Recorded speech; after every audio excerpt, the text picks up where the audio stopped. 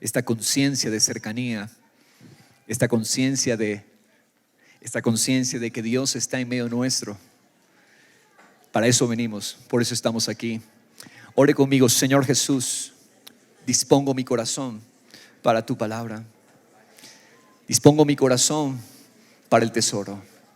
Que pueda yo en esta mañana descubrir una pincelada más de tu gracia, tu poder, Señor, para una vida de victoria en Cristo Jesús. Amén y amén.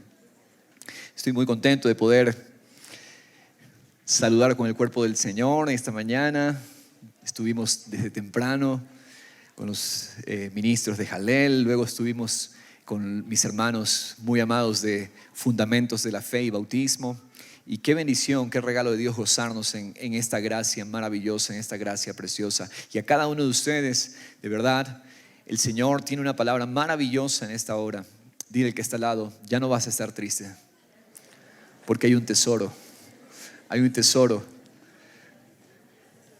que vas a descubrirlo. Amén. Gracias damos a Dios. La semana anterior empecé con el capítulo 4 de Juan, la fuente que llegó para quedarse en nosotros. Y en esta hora vamos a continuar este encuentro particular que Jesús tiene con una mujer extraña, con aquella samaritana. Vamos a ir al libro de Juan, capítulo 4. Amén. ¿Estamos todos allí? Vamos, Juan 4. Y el tema de esta mañana, prepare su corazón. El tema en esta mañana es plenitud en espíritu y en verdad. Plenitud en espíritu y en verdad. Plenitud es la palabra llenura, completo, lleno. Hay una llenura, hay una fuente abundante, completa en espíritu y en verdad. Amén. Vamos a ir al libro de Juan 4 y nos quedamos en el versículo 16. Perdón, en el versículo 16. Versículo 15. Cuando la mujer le dijo: Señor, dame esa agua para que no tenga sed. La salvación de Dios no es para nosotros una realidad distante o lejana en tiempo y espacio.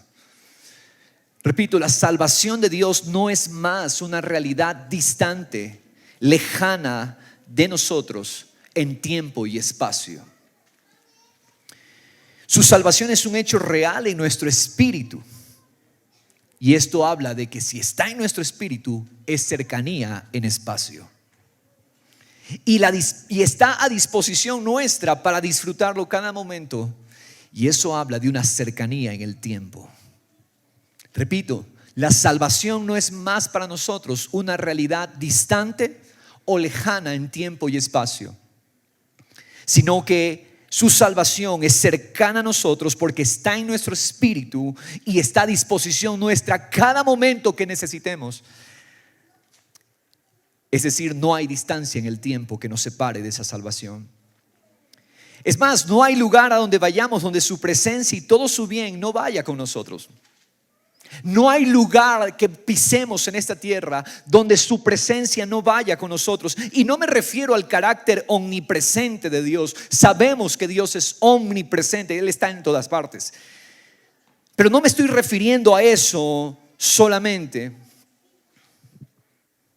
No me estoy refiriendo a ese carácter del gobierno soberano de Dios en toda la tierra y el universo, que nada en el universo se escapa de Él. No me refiero a eso. Cuando yo estoy hablando de su cercanía a nosotros en espacio, me refiero a la unidad íntima permanente que Dios tiene con nosotros por medio de su presencia depositada en nuestros corazones. Si Dios es omnipresente y Él está en todas partes, pero nosotros los salvos, sus hijos, tenemos no solamente los ojos de Dios que nos ven, tenemos también intimidad con el Señor. En nuestro espíritu esa es una realidad. De la misma manera, Dios está presente hoy. Diga conmigo esta palabra, hoy. Dios está presente hoy para mí, para ti. La salvación no se reduce a un beneficio futuro algún día en el cielo. La salvación es una fuente de vida de la cual hoy podemos beber. Podemos hoy tomar de la plenitud que Él mismo puso en nosotros. Según la necesidad de cada uno, así podemos tomar, porque la fuente está en nosotros. Hoy podemos tomar de eso. Es vivir con la conciencia de su persona morando en nosotros. Su presencia que está para nosotros hoy, está por nosotros y para nosotros hoy. ¿Tienes esa conciencia? El hombre por naturaleza busca fuera de Dios felicidad, realización. El hombre y la mujer por naturaleza busca afuera la felicidad, fuera de Dios. E incluso siendo creyentes, la religiosidad nos malenseñó a buscar a Dios afuera, fuera de nosotros. Nos llevó a creer que Dios será real para nosotros en el futuro. Sí, algún día estaré con Dios.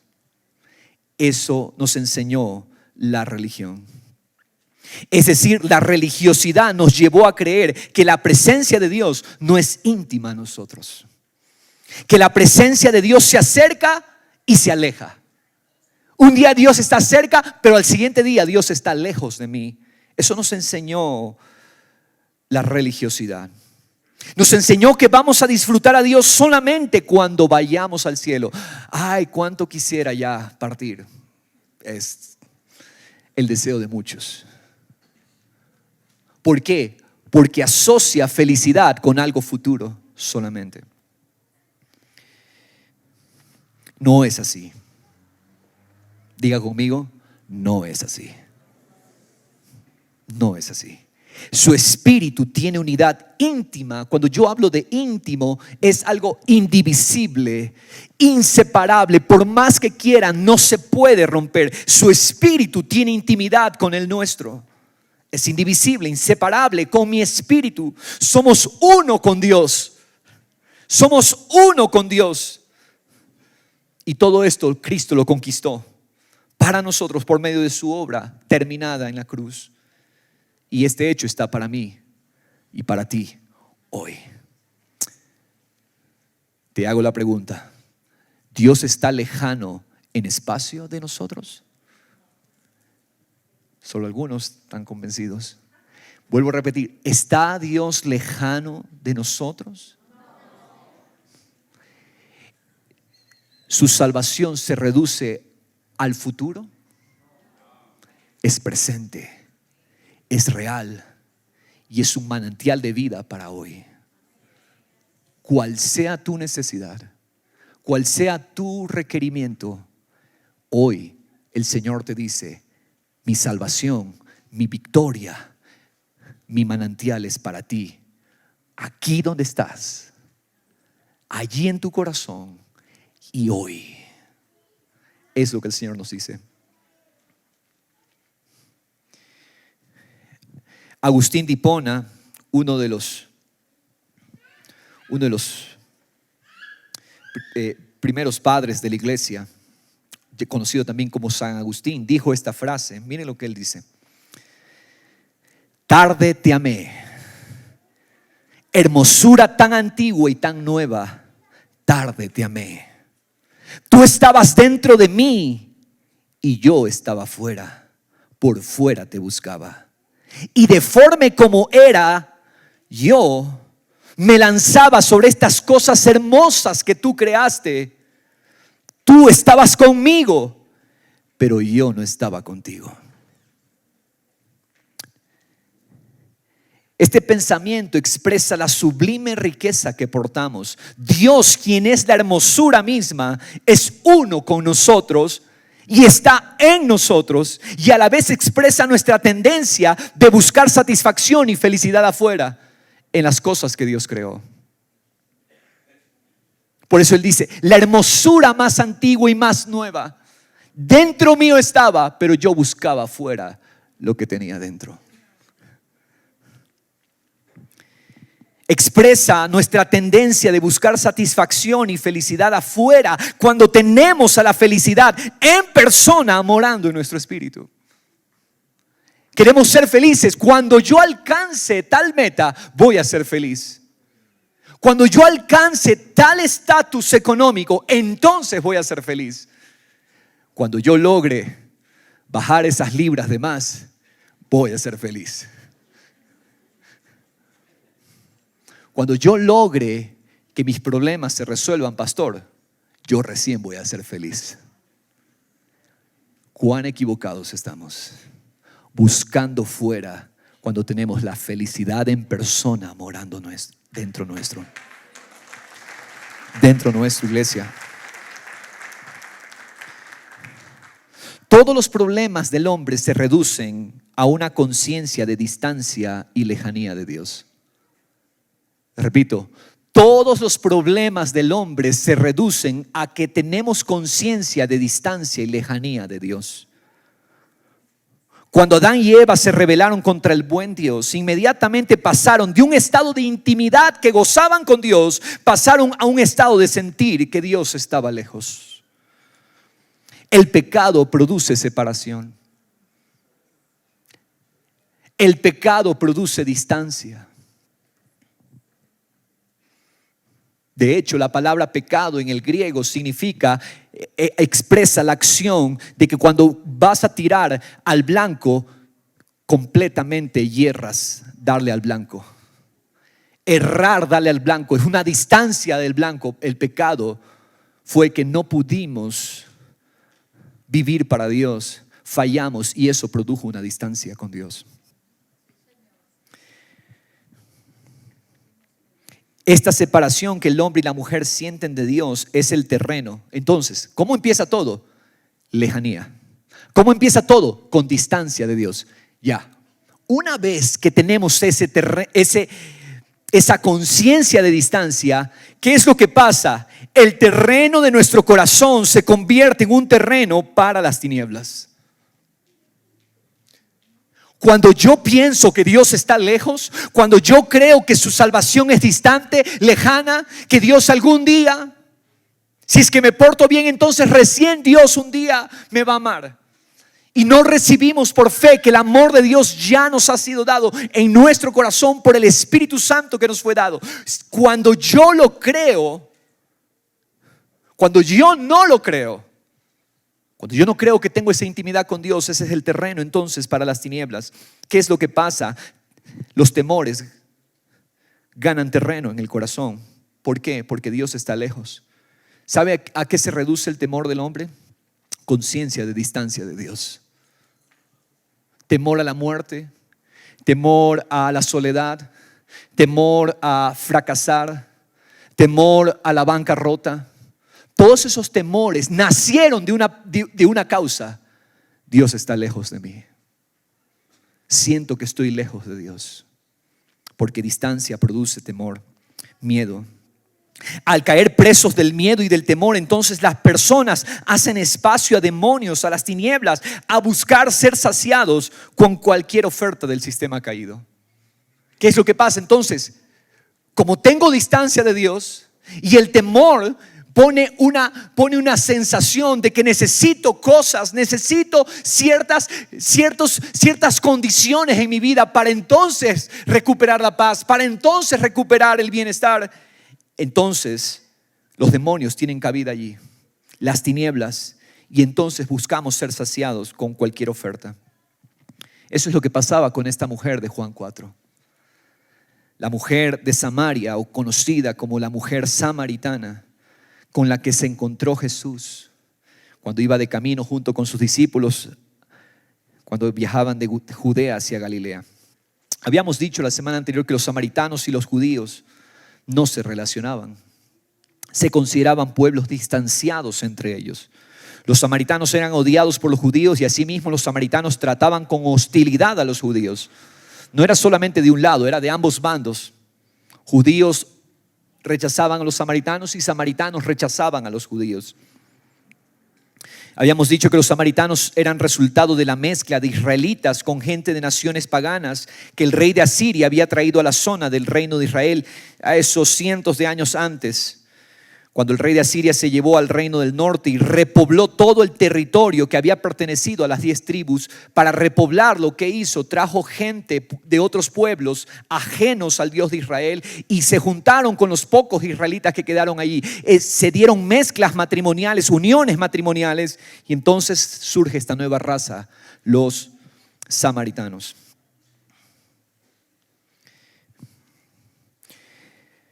Los samaritanos adoraban al Dios de los 5 primeros libros, es decir, adoraban al Señor de Israel, pero solamente por la revelación de los 5 primeros libros, la Torá, como se le conoce en el hebreo, pero rechazaban los escritos de los profetas. Para los samaritanos solamente la ley era la palabra de Dios, pero los profetas ellos descartaban la enseñanza de los profetas después de Moisés. Ellos también consideraban que el lugar de adoración para los samaritanos era el monte Gerizim, donde había adorado cientos de años atrás, miles de años atrás había adorado a Abraham. Para los samaritanos el monte Gerizim era el lugar de adoración, pero para los judíos Jerusalén, el monte Sión, era el lugar de adoración. Todas estas diferencias eran usadas como motivo para cerrar toda posibilidad de relacionamiento entre judíos y samaritanos. Se da cuenta el clima, ¿no?, que se vive entre estos dos pueblos. Jesús, dirigido por el testimonio del Padre, decide ir hacia Galilea. Él se encontraba en Judea, tiene que ir hacia el norte, pero decide hacerlo pasando por Samaria. Lo hizo así teniendo 2 rutas alternativas. No es que era la única ruta. Jesús podía irse por la ruta que bordeaba la costa o Jesús podía irse por la ruta de Perea. Pero eran caminos obviamente más largos. Generalmente no era problema para ningún judío darse la vuelta un poco más, pero me evito problemas y hostilidades en la zona de Samaria. Pero Jesús decide hacerlo así. En su paso por Samaria llega al histórico pozo de agua que Jacob, el padre de las tribus de Israel, había construido siglos atrás. Ese pozo era alimentado por agua de una corriente subterránea de agua.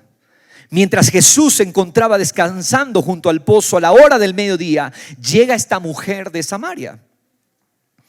La costumbre era que las mujeres solían ir acompañadas a sacar agua del pozo, pero esta mujer estaba sola. Y eso es una indicación de que ella era rechazada por las demás mujeres, con toda probabilidad debido a una reputación como mujer fácil. Jesús se la encuentra. Pero Jesús, recuerden, no hace las cosas por casualidad. Jesús no es casual, Jesús camina en la voluntad del Padre. Jesús está en el centro de la voluntad del Padre. Él sabe que el Padre lo ha llevado hasta allí. El Espíritu de Dios nunca está limitado por las restricciones y las tradiciones de los hombres. El Espíritu de Dios no está limitado. No limites al Espíritu de Dios. No restrinjas el poder de Dios a tus tradiciones, a tus conceptos. Dios va más allá de nuestro entendimiento. Por eso Jesús es poderoso, porque Él no camina por las tradiciones de los hombres, Él camina por el testimonio del Padre. Y esa misma realidad está en nosotros hoy, iglesia, porque su Espíritu está en nosotros. Él sabe que el Padre lo llevó hasta allí. Su agenda, la agenda de Dios, es llenarlo todo con su gloria, incluso Samaria. Dios no está limitado. Dios no está limitado. No lo podemos limitar geográficamente al Señor, porque Dios es espíritu. Dios no está limitado por lo que yo entiendo, por mis tradiciones, por mi cultura. Pastores, que yo crecí de esta manera. No importa cómo creciste, no limites al Espíritu de Dios. No limites a lo que Él puede y quiere hacer. Porque Dios está en el plan de llenarlo todo. Eso se llama la generosidad de Dios. Esa es la generosidad de Dios, llenarlo todo con su gloria. Jesús da el paso de conexión con la mujer, le pide a ella que le dé de beber, sabiendo que el cántaro de un samaritano era considerado impuro. Jesús es un judío, ellos tienen leyes bien estrictas, tradiciones bien estrictas.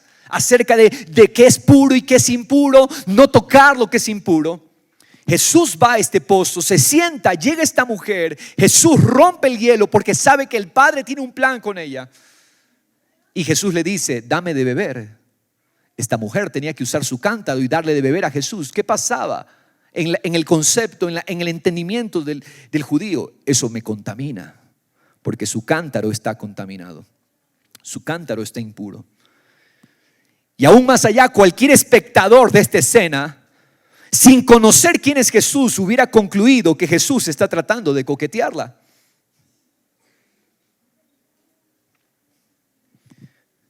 Porque está entablando una conversación con una mujer de dudosa reputación. Pero el espíritu de vida en Cristo ve las cosas desde la perspectiva más alta. Jesús está allí para demostrar la generosidad de Dios con esta mujer. ¿Quién es Jesús? Él es la demostración suprema de la generosidad de Dios. Jesús es el don de Dios para nosotros, el regalo de Dios.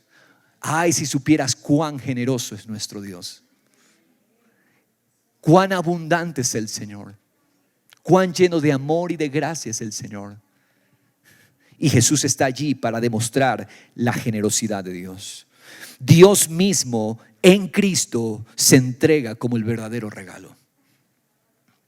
Ella es una mujer en soledad de alma. Ella es una mujer rechazada y ella es una mujer sedienta. Este estado describe la condición de cada hombre y cada mujer. El pecado de la independencia de Dios condenó nuestra naturaleza a muerte. Nuestra naturaleza espiritual murió. El pecado de la independencia destruyó nuestra alma, haciéndola sensible a tesoros vanos. ¿Qué son tesoros vanos? Tesoros que no son tesoros. La independencia de Dios nos hizo amar tesoros vanos. Ese es el efecto del pecado. Y condujo nuestra alma a buscar agua para saciar su sed de sentido, la sed de significado, la sed de realización en cisternas de agua que no retienen agua.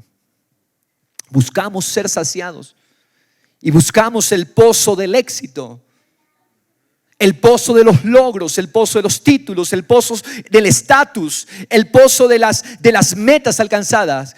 Y sigue el vacío de sentido, significado y realización. ¿Por qué? Quiero que anotes este punto. Porque solo la fuente satisface para siempre. Solo la fuente satisface para siempre. A medida que la conversación avanza, ella alcanza a ver que este judío no es un hombre común. No entiende con certeza qué es lo que este judío tiene diferente, pero ella le pide eso.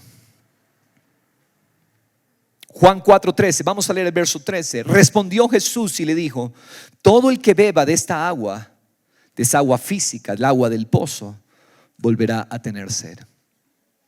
Sea cual sea el agua que estés bebiendo, vas a volver a tener sed. Es lo que Jesús está diciendo. Del agua de la posición social, bebe todo lo que quieras de ese pozo, volverás a tener sed. Del agua de la fama, bebe todo lo que quieras y siempre te faltará más. Del agua de los títulos, bebe todo el agua que quieras y quedarás insatisfecho. Del agua de las pasiones, bebe todo el agua que quieras y seguirás vacío y en tinieblas. Del agua de la amargura, si sigues bebiendo, pronto el alma será un pantano de aguas enturbiadas. Todas esas son cisternas rotas que no retienen agua. Ninguna es fuente de agua fresca que está fluyendo. Continúa Jesús diciendo en el verso 14: pero el que beba del agua que yo le daré, no tendrá sed jamás, sino que el agua que yo le daré se convertirá en él una fuente de agua que brota para vida eterna.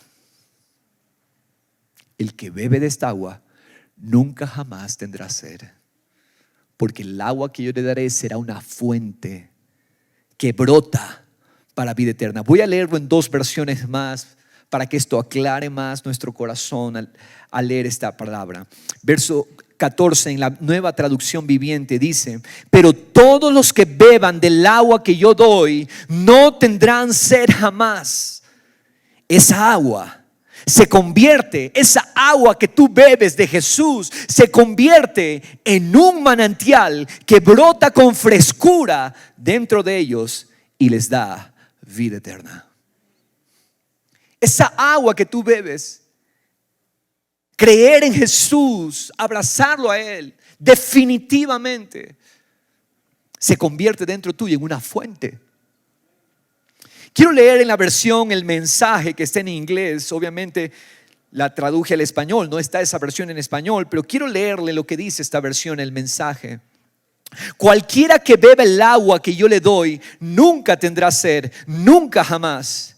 El agua que doy será un manantial artesiano. Un manantial artesiano en su interior, fuentes de vida sin fin. Un manantial artesiano, ¿qué es? Un manantial artesiano es una abertura de agua que no necesita de bomba. No necesita de bomba para que el agua salga, sino que el agua brota efusivamente de forma natural debido a la presión del agua confinada en la fuente. Hay los pozos que requieren bomba, pero hay las fuentes que brotan y fluyen como que si tuvieran una, pero sin bomba. Porque la presión, los niveles de las capas de agua están de una manera tal que el agua ya sale con presión. Eso es lo que dice esta versión, El Mensaje. El agua de Jesús es un manantial artesiano. No requiere nada que lo saque, está fluyendo con fuerza. ¿Qué es salvación? Salvación es que recibimos una fuente efusiva dentro nuestro, que brota el manantial de la vida de Dios. Todo lo que necesitamos para la vida lo tenemos en nuestro interior, en la persona de Jesús. Versículo 15, la respuesta de la mujer. La mujer le dijo: Señor, dame esa agua para que no tenga sed, ni venga hasta aquí a sacarla. Señor, esa agua que tú me estás mencionando me llama la atención. Dame de esa agua. Es simple la petición de la mujer. Muchos creeríamos hay un rito, hay una ceremonia. No, es simple, es una rendición del corazón. Esta mujer es una mujer que está con sed. Y esta mujer le dice: Señor, dame esa agua para que yo no tenga sed ni venga hasta aquí a sacarla. Porque no hay procedimientos ni protocolos terrenales para recibir esta agua. Solamente se requiere confianza absoluta en que Jesús es la fuente y lo que Él dice es la verdad. Ella empieza a rendirse al pedirle a este extraño forastero: dame esa agua, y así no tendré necesidad de seguir buscando pozos que no me satisfacen. Anota este punto, por favor, porque la fuente nos despoja de todo otro recurso de confianza natural. ¿Qué logra la fuente en nosotros? Manda abajo todos nuestros recursos naturales, de confianza natural. Dios está dispuesto a darle su fuente eterna a esta mujer. Dios está dispuesto. Nada impide que, si ella cree, reciba el regalo de la generosidad de Dios. ¿Sabes por qué? Porque Dios es generoso. Dios es extremadamente generoso. Y en su generosidad, en su gracia, está todo el poder que requerimos. Su vida en nosotros es la fuente. Pero Jesús necesita asegurarse que ella está confiando plenamente. Jesús necesita cerciorarse que esta mujer está confiando en Él y no en otra fuente. Dios sabe que somos propensos a guardarnos un as bajo la manga y que la tendencia humana es querer a Dios, pero querer también otras aguas. Sí, Señor, dame de tu agua, pero quiero probar también otras aguas. Y entonces Jesús, vamos al versículo 16. Mira cómo trabaja Dios. Él le dijo: ve, llama a tu marido y ven acá. Bueno, a ver, ¿qué tiene que ver lo uno con lo otro? Señor, estamos hablando del agua, ¿qué tiene que ver aquí mi marido? Es porque Dios sabe nuestra tendencia. Queremos a Dios, pero queremos no perder nuestros otros pozos. Jesús le dice, anda, llama a tu marido y ven acá. Porque esta mujer necesita entender que frente a ella está el enviado de Dios. Jesús le está diciendo con otras palabras, yo conozco todo acerca de ti. Yo no soy uno más. Yo sé todo de ti porque yo soy Dios, no soy un hombre común. Al escuchar esto, ella puede sentir confrontación dentro de su corazón, pero Jesús no lo hace para avergonzarla. Jesús quiere que ella se dé cuenta que el regalo de Dios es para saciar mucho más que la simple sed física. Jesús quiere que ella se dé cuenta que el agua que Jesús tiene es para saciar las más profundas insatisfacciones. Jesús no lo hace para avergonzarla. Jesús le dice, llama a tu marido.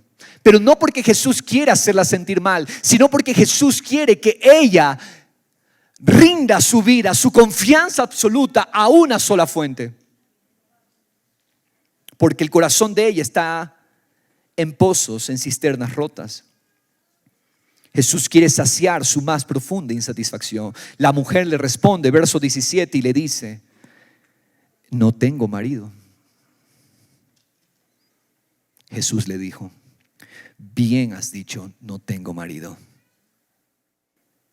Porque 5 maridos has tenido y el que ahora tienes no es tu marido.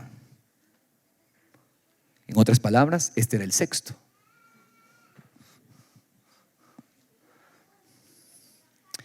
En eso has dicho la verdad. Jesús le está diciendo, has dicho la verdad, mujer. No hay solución que haya funcionado para saciar tu sed. Jesús no está avergonzándola. Jesús le está diciendo, no hay nada que te ha funcionado para saciar tu sed. No tengo marido es una forma elegante. Ella no quiere declarar que ha buscado una forma arreglada, ¿verdad? Una forma adornada, porque ella no quiere declarar que ha buscado saciar la sed de su corazón, pero no lo ha logrado. Verso 19, la mujer le dijo, Señor, wow, me parece que tú eres profeta. En otras palabras, Señor, tú conoces mis pensamientos. Pero Jesús es más que un profeta, Jesús es Dios. Dios dijo por medio de Moisés que después de Moisés, Dios manifestaría al más grande de los profetas. Y sí, uno de los ministerios de Jesús es profeta, pero Jesús es mucho más que un profeta. La mujer, al darse cuenta de lo sobrenatural de Jesús, desvía la conversación a un enfoque religioso porque cree que Jesús es un religioso. Veamos esto aquí. Vamos a verlo. Mire, dice el verso 20. Nuestros padres, continúa diciendo la mujer, nuestros padres adoraron en este monte. ¿Sí te das cuenta? Jesús le está hablando, no hay solución que te ha funcionado. Dice, tú eres profeta, eres un religioso. Oye, Jesús, bueno, no sabía el nombre, Señor. Dice, nuestros padres adoraron en este monte, Gerizim. Y ustedes dicen que Jerusalén está el lugar donde se debe adorar. En otras palabras, lo que está diciendo, bueno, Señor, si de religión se trata, ¿sabes? Tenemos un dilema con los judíos que no se ha resuelto. El alma herida, el alma insatisfecha, el alma llena de temores es experta para desviar las conversaciones. El alma que no conoce la fuente prefiere hablar cosas superficiales, temas de actualidad, y no permite que Dios toque los temas de profundidad. Hablemos del clima. ¿Qué tal si conversamos del clima? Hablemos de las últimas noticias.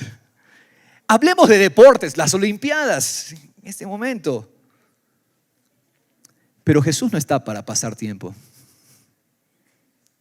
Ni tú ni yo tenemos tiempo que perder. No digo que no vamos a hablar de estas cosas, pero necesitamos cobrar urgencia respecto a las verdaderas necesidades del alma. Ella torna la conversación a un tema de actualidad y que es motivo de división entre los judíos y los samaritanos. Pero recuerda, Jesús no es un religioso. Jesús es del cielo. Él es la evidencia viva de que el cielo ha tocado la tierra. Jesús está allí como testimonio de que el cielo se ha acercado a la tierra, de que el cielo está tocando la tierra. Dios se ha acercado a los hombres. ¿Qué es religión? ¿Qué es religión? Religión son los esfuerzos del hombre por querer agradar a Dios. Son los esfuerzos del hombre por ganarse a Dios. Son los esfuerzos del hombre por querer llegar a Dios. Pero ¿qué es la vida eterna? Es Dios acercándose al hombre, porque al hombre le era imposible poder llegar a Dios. La salvación es Dios declarándonos justos por los méritos de Jesús, porque nuestros méritos se quedaban largamente insuficientes para poder ganarnos la justicia de Dios. Es Dios tomando nuestro lugar de culpa, recibiendo el castigo por nosotros, crucificando nuestra naturaleza de pecado en Cristo para que nosotros recibamos la naturaleza de su Hijo. Quiero que consideres este punto. La fuente es la única que nos da verdadera intimidad con Dios. Verso 21. Solo la fuente nos da intimidad. Ella ha desviado la conversación y Jesús no la reprocha, pero Jesús sabe redirigir el tema a lo medular e importante. Versículo 21. Jesús le dijo: mujer, créeme, la hora viene. Esta es una típica introducción en los anuncios proféticos. La hora viene. Ella le dijo a Jesús que era un profeta. Jesús le dice: ok, me consideras profeta, la hora viene cuando ni en este monte, ni en el monte Gerizim, ni en Jerusalén van a adorar al Padre. Porque la mujer cambió la conversación. Señor, ustedes los religiosos judíos dicen que se adora en Jerusalén. Nosotros decimos que en este monte. Jesús le dice: ok, viene el momento cuando ni en este monte ni en Jerusalén se va a adorar al Padre. Verso 22. Ustedes, Jesús como judío le habla a la samaritana, ustedes los samaritanos adoran lo que no conocen.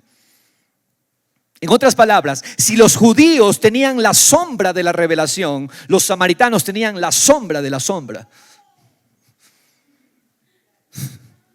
Eso es lo que Jesús le está diciendo. A ver, vamos a poner las cosas en orden. Nosotros los judíos adoramos al Dios que conocemos. Ustedes adoran lo que no conocen. Jesús le está diciendo, está reenfocando a la mujer en el entendimiento correcto. Jesús continúa diciendo: nosotros adoramos lo que conocemos porque la salvación viene de los judíos. Amén. Así es. Vino de ese pueblo. Vino de la descendencia física de Abraham. Gloria a Dios que en Cristo se rompió esa barrera y ahora todos, judíos y no judíos, pueden recibir esa fuente. Amén. La salvación viene de los judíos. Sí, muy pronto esa adoración basada en lugares dejará de ser, Jesús le está diciendo. Pero eso no quita la verdad de que Dios escogió a los judíos para revelar su salvación. Verso 23, nuevamente, pero la hora viene y es ahora. ¿Cuándo es? Ahora. Cuando los verdaderos adoradores adorarán al Padre en espíritu y en verdad. ¿Cuándo es la hora? Ahora. Los verdaderos adoradores adorarán al Padre en espíritu y en verdad, porque ciertamente a los tales el Padre busca que le adoren. El lugar de la verdadera adoración no sería más ni el monte Gerizim, donde Abraham adoró, ni el monte de Sión de Jerusalén, donde David adoró. Ninguno de esos lugares físicos nunca más van a ser lugar de la verdadera adoración. Por lo tanto, no tenemos que estar expectantes de, se va a restaurar la adoración en Jerusalén. No nos interesa, porque los verdaderos adoradores no adoran basados en un lugar. Es en espíritu y en verdad. Amén. Mujer, no se trata de un lugar físico. Se trata de que yo hoy te doy una fuente interna, que es mi espíritu morando en ti. Tu espíritu, mujer, es mi lugar de adoración ahora. El Señor dice que tu rendición a mí, que tu adoración a mí no dependa de cuestiones externas o un lugar físico. Yo pongo mi presencia en ti, yo estoy contigo, yo soy fuente. No mires a otros lugares y pozos, yo moro en ti. Eso es lo que dice Filipenses 3:3. En la Nueva Traducción Viviente lo leo. Dice Filipenses 3:3, porque los que adoramos por medio del Espíritu de Dios, somos los, léalo, verdaderos circuncisos. Los que adoramos en el Espíritu de Dios somos los verdaderos circuncidados. ¿Qué es circuncisión? Es la figura, es la imagen de que Dios quitó la naturaleza de pecado y nos dio la naturaleza de su Hijo. Extirpó la naturaleza vendida al pecado y nos dio la naturaleza de Jesús, una naturaleza que agrada al Padre. ¿Quiénes son los circuncisos? ¿Quiénes son los judíos verdaderos? Es lo que Jesús está diciendo. Pablo lo dice aquí. Somos los que adoramos por medio del Espíritu de Dios. ¿Quiénes son los verdaderos circuncisos? Los que adoran por medio del Espíritu de Dios. Vamos a ir aclarando esto. Confiamos, continúa diciendo el apóstol Pablo, confiamos en lo que Cristo Jesús hizo por nosotros. No depositamos ninguna confianza en esfuerzos humanos. Wow, ¿para qué sirven mis esfuerzos humanos? ¿Sirven mis esfuerzos humanos para adorar a Dios? No sirven mis esfuerzos. La verdadera adoración es en el Espíritu. ¿Sabes por qué? Porque la verdad no es un lugar. La verdad es una persona morando en nosotros. Hombres de Dios, tenemos mucha expectativa por este retiro que empieza el día viernes. Porque Dios nos va a llevar a una verdadera adoración. A una conciencia, varones de Dios, de la adoración en espíritu. No está restringida por esfuerzos humanos, no está restringida por lugares físicos, sino por el Espíritu de Dios. Y el Espíritu de Dios no lo puedes controlar. El Espíritu de Dios no lo puedes manejar con tus criterios. La verdad no es un lugar, la verdad es una persona morando en nosotros. ¿Qué es adorar en espíritu, pastor? Es reconocer toda la riqueza interna de Dios en nosotros. ¿Qué es adorar? ¿Quieres adorar? Hoy te digo qué es adorar. Adorar es reconocer toda la riqueza interna que está dentro tuyo. Eso es adorar. Cuando tú consideras la riqueza que Dios puso en ti, estás adorando. La riqueza de su presencia, de su espíritu, su identidad como hijos, su identidad como amados. Eso es adorar. Adorar en espíritu es reconocer esa riqueza interna de Dios en nosotros, no buscando afuera. Si tú sigues buscando afuera, no estás adorando. Esa no es adoración, porque la verdadera adoración es en espíritu. Es conciencia de una realidad interna. Vamos a repetirlo. ¿Qué es adorar? Conciencia de una riqueza interna. Que cuando nos reunimos y como iglesia y alabamos al Señor como esta mañana hemos alabado precioso con los niños de Jalel, ¿qué es lo que estamos haciendo? Reconociendo las riquezas que Él nos ha dado, las riquezas de su gracia. Gracia sublime es. ¿Qué estamos diciendo, Señor? Esa gracia sublime que nos alcanzó y está en nosotros. La adoración verdadera es en espíritu. Es en espíritu. Donde tú estás, en tu habitación, en tu trabajo, en donde sea que estemos, allí yo tengo adoración en espíritu. Adoración en espíritu es real, es darnos cuenta, considerar lo que tenemos en abundancia dentro, no buscando afuera. ¿Y qué es adorar en verdad? Adorar en verdad es adorar a partir de una confianza absoluta en Cristo y su obra. Adorar en espíritu es considerar mi riqueza interna. Adorar en verdad es una confianza absoluta en lo que Cristo hizo. Has creído en Jesús. Has puesto tu confianza en lo que Él conquistó en la cruz. Ahora el Señor te dice, reconócelo, ten conciencia de eso, camina en eso, confía absolutamente en eso, ríndete. Porque ese es el tipo de relación en la cual el Padre manifiesta su poder. Vive con una conciencia de una persona en ti. Vive con conciencia de la plenitud interna. ¿Qué es lo que Jesús le ha dicho a esta mujer? Mujer, Dios se ha acercado a ti. Ya no tendrás que ir a pozos que te han dejado insatisfecha. Dios se ha acercado a ti. Ya no tendrás que adorarme en un monte. Mi monte Sión lo puse en tu espíritu. Adórame desde allí, donde quiera que estés. Eso es lo que dice el Señor. Mi monte Sión ya no es más un lugar físico. Mi monte Sión lo puse en tu corazón. Desde allí adoramos, iglesia. Desde allí adoramos. No adores desde otros lugares. Adora desde el monte Sión que está dentro de ti.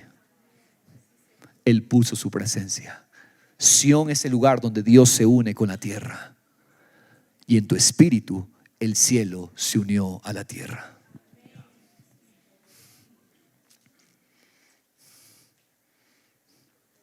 Verso 24, Jesús continúa, Dios es espíritu. ¿Ah? ¿Y qué aprendimos de la conversación con Nicodemo? Que el viento no lo puedes controlar. ¿Quién puede controlar el viento? Nadie puede controlar el viento. Dice Jesús a Nicodemo, así tú no puedes controlar la vida del cielo. La vida del cielo no se controla, la vida del cielo se recibe, se cree. Y Jesús dice aquí, nuevamente el apóstol Juan que escribe este evangelio nos recuerda a través de estas palabras de Jesús, Dios es espíritu. Y los que le adoran deben adorarle en espíritu y en verdad. Dios es espíritu. No restrinjas a Dios a una realidad temporal. No restrinjas a Dios a través de tus criterios, tus razonamientos. Porque no vamos siempre a entenderlo a Dios. Tampoco trates de controlar las cosas por tus fuerzas y métodos. No es nuestra función controlar. Nuestro llamado es adorar. No es nuestro trabajo controlar. Nuestro llamado es adorar. A eso nos llamó el Señor. Rendirnos a su amor, rendirnos a su nombre, rendirnos a su obra. Porque el espíritu no se puede controlar y Dios es espíritu. Las creencias de esta mujer están siendo confrontadas. Se le complica asimilarlo todavía. Pero ella reconoce que el Mesías, el enviado de Dios, es el que nos hará comprender. Mira lo que pasa en el verso 25. La mujer le dijo, esto es clave. Ella no lo entiende porque Dios es espíritu.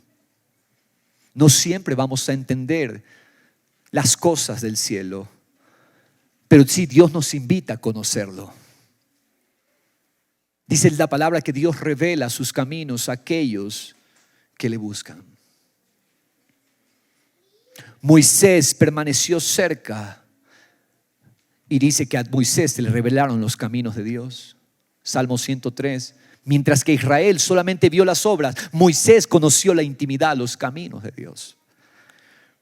Iglesia, no siempre lo vamos a entender todo. Y esta mujer está teniendo problemas para entender esta confrontación religiosa que ella misma trajo al tema. Pero Jesús lo redirige. Jesús le dijo a la mujer primero: te estoy dando una fuente en tu espíritu. Y la mujer trae el tema del religioso, de la adoración en los montes diferentes. Y Jesús le dice: ok, si de eso quieres hablar, quiero decirte, en tu espíritu tú me adoras. Desde tu espíritu es la verdadera adoración. Y la mujer, ¿qué hace? Aunque no lo entiende, mire lo que dice la mujer en el verso 25. Yo sé que el Mesías viene, el cual es llamado Cristo. Cuando el Mesías venga, nos va a declarar todo.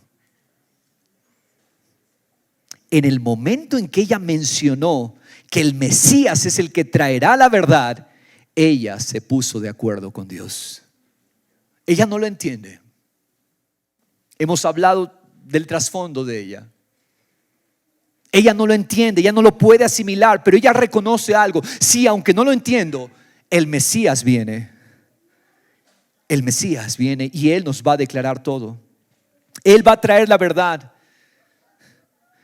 Ella se puso de acuerdo con Dios. Esto es muy importante porque aunque seamos confrontados por las verdades de Dios, aunque sepamos que hemos estado equivocados, la clave de la victoria está en ponernos de acuerdo con Dios. Jesús podía decirle muchas cosas a ella, pero si ella no se pone de acuerdo con Dios, entonces nada va a suceder.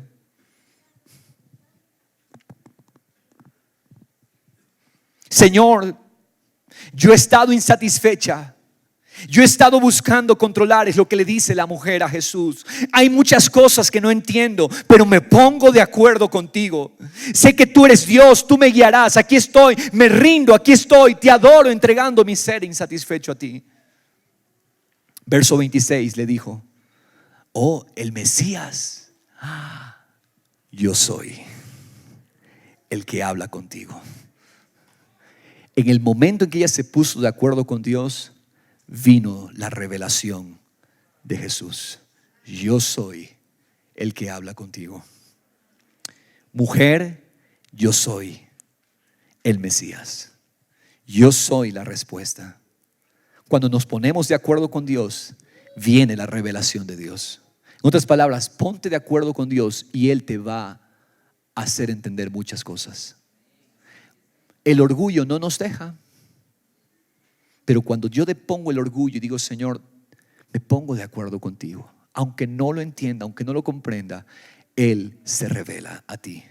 Él se muestra a ti. Cuando nos ponemos de acuerdo con Él. Por lo tanto, ponte de acuerdo con Dios esta mañana. Declara conmigo, di conmigo: tu presencia en mí es lo único que me satisface. Tu presencia en mí. Amén. Verso 27. En esto llegaron sus discípulos. ¿Se acuerda que los discípulos se habían ido a Sicar a comprar para el almuerzo? Vienen los discípulos, dejaron solo a Jesús. Y vienen ahora los discípulos y se encuentran con este panorama. Verso 27. En esto llegaron sus discípulos. Algo que resalto de la revelación de Dios en este texto es que dice: en esto llegaron sus discípulos. No antes, no después, en el preciso momento. Porque a veces, por inoportunos, dañamos las cosas. Pero Dios todo lo tiene en su mano, controlado. En este momento, dice, llegaron sus discípulos. ¿Y qué pasó? Se admiraron. ¿Qué está pasando? Se admiraron de que hablara con una mujer. O sea, yo sé que para nosotros esto no significa mucho, pero tenemos que ponernos en la cultura, en el momento, en el contexto de ellos. Yo ya les he explicado. Es una mujer que vino sola, significa dudosa reputación, porque todas las mujeres iban a los pozos acompañadas. Luego, todo judío tenía que tener mucha reserva al conversar con una mujer. No tenía que conversar ni intercambiar muchas palabras con una mujer, a menos que sea su esposa. Jesús no está casado. Y Jesús está hablando con una mujer de dudosa reputación. Los discípulos se admiraron de que hablara con una mujer, pero ninguno le preguntó: ¿qué tratas de averiguar? ¿O por qué hablas con ella? La admiración de los discípulos nos habla de que Jesús, al conversar con la mujer, había traspasado los parámetros sociales. La razón de esto, ¿cuál es? Dios es espíritu. Él no puede ser controlado y Jesús vive por la agenda del cielo. No trates de controlar a Jesús, porque Dios es espíritu. En lo absoluto, no estoy dándole una licencia para las necedades de la inmoralidad. Cuidado, porque en Jesús no hay ni una pizca de inmoralidad. Pero al mismo tiempo vemos a los discípulos comportándose a la altura, no siendo inoportunos con su maestro. Esta es una honra de los discípulos a su maestro, aun cuando ellos no entendían lo que estaba sucediendo allí. Iglesia amada, ver a Jesús como la fuente de agua viva, como el Mesías de Dios, el anhelado de su alma, produjo el nacimiento espiritual de esta mujer. Ella acaba de recibir el cielo en su espíritu y en su alma, y la transformación que hubo en ella es gloriosa. Verso 28. Cuando Jesús se le reveló a ella: yo soy el Mesías. Vamos a leerlo juntos. La mujer entonces dejó su cántaro. ¿Qué es el cántaro? Símbolo de nuestras insatisfacciones. La mujer dejó su cántaro, fue a la ciudad y dijo a los hombres: vengan, ve a un hombre que me ha dicho todo lo que yo he hecho. ¿No será este el Cristo? ¿No será este el Mesías? Y salieron de la ciudad e iban a él. La mujer de identidad enferma, la mujer de identidad destruida, que hace poco era rechazada e insatisfecha, ahora conecta con la gente y se convierte en un canal de la fuente, llevando más corazones insatisfechos hacia Jesús.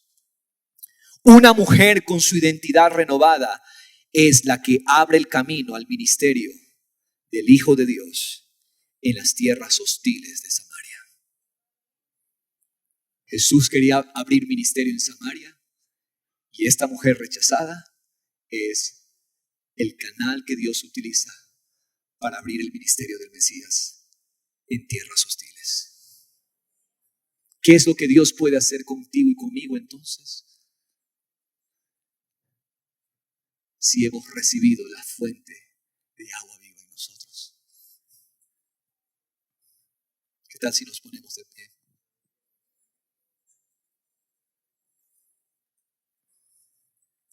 Si Dios nos permite, vamos a continuar luego con este capítulo. Pero iglesia, por favor, no te desconcentres, no te distraigas.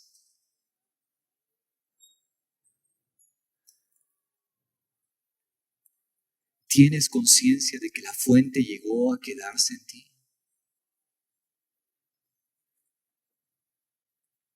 ¿Tienes conciencia de que la fuente llegó para quedarse en nosotros y no irse jamás de nosotros?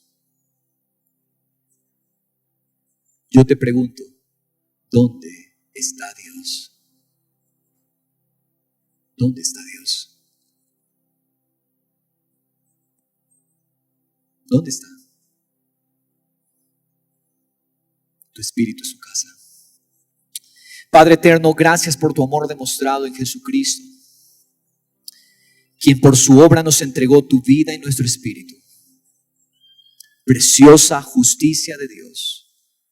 Preciosa es la obra que llevaste a cabo en la cruz, donde tomaste nuestra condenación para darnos tu justificación. Gracias te damos, Señor. Ahora somos hijos declarados justos.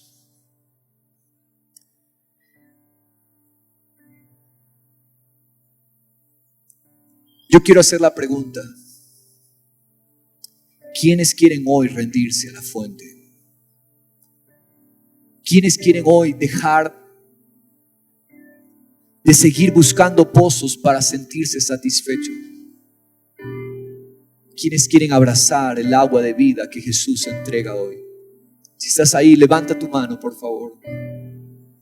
Si tú eres aquel que quiere la fuente, te has sentido insatisfecho, hoy en el nombre de Jesús, la salvación de Dios está en esta casa para darnos la fuente que sacia, la fuente que nos llena.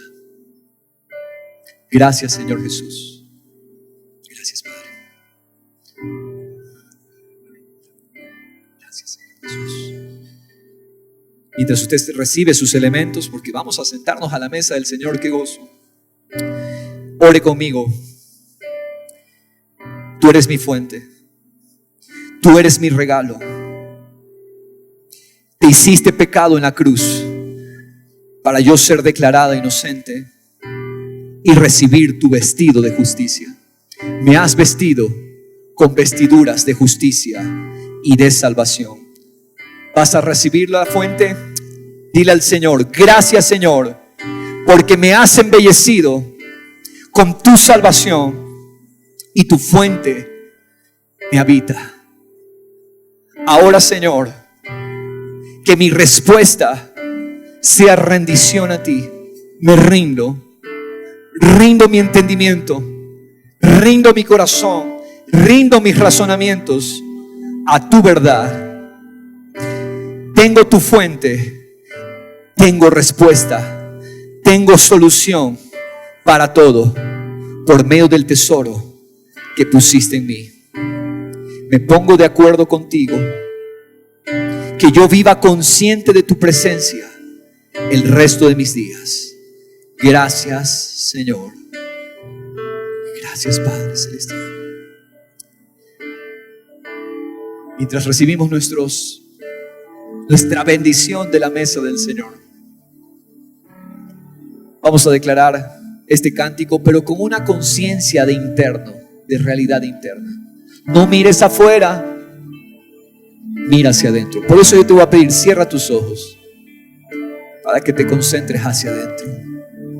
Tu espíritu es mi morada, tu espíritu es mi casa, en el nombre de Jesús.